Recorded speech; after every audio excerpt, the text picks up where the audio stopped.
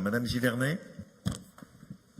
Merci, Monsieur le Président. Alors, j'ai lu avec attention le rapport sur la situation en matière d'égalité entre les femmes et les hommes.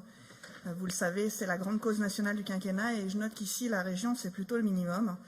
Le rapport est plutôt de façade. Alors, depuis le début de ce mandat, aucune mesure d'accompagnement en faveur de l'égalité femmes-hommes ne se détache de votre politique. Nous observons même que les structures qui sont au plus près des problématiques des femmes se voient amputées de leur budget.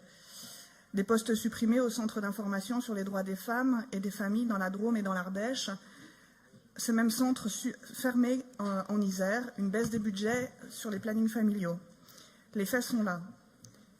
Alors, votre premier vice-président parle dans son propos de présentation d'augmenter le temps partiel pour favoriser l'emploi des femmes. Excusez-moi, mais c'est sexiste. Nous parlons d'égalité, donc d'égalité des droits. Si vous voulez favoriser la flexibilité au travail, notamment pour accommoder la vie privée et professionnelle, elle doit concerner et les hommes et les femmes. Alors certes, vous vous pliez à l'obligation de rendre ce rapport annuellement. Il manque néanmoins un élément d'importance. La question de l'égalité de rémunération entre les hommes et les femmes. L'INSEE donne pourtant un chiffre édifiant au niveau national. En équivalent temps plein, à compétences égales, les femmes gagnent 16,7% de moins que les hommes.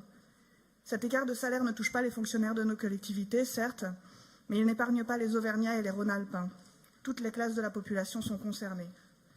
Vous voyez, ce n'est pas qu'une question de représentation des femmes. Alors, Monsieur le Président, pouvez-vous nous indiquer si vous comptez mettre en œuvre des mesures en faveur de la réduction des écarts salariales et quelles sont ces mesures dans le cadre de vos politiques régionales? Je vous remercie beaucoup.